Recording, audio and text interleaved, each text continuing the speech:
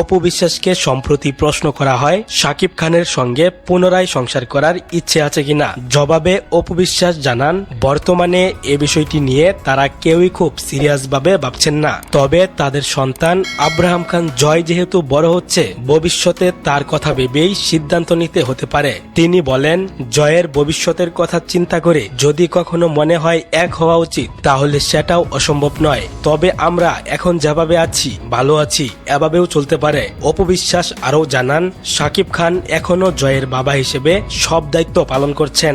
সন্তানের প্রতি তার দায়িত্ব ও কর্তব্য তিনি যথাযথভাবেই পালন করছেন এবং পুরো বিষয়টি সুন্দরভাবে মেনটেন করছেন।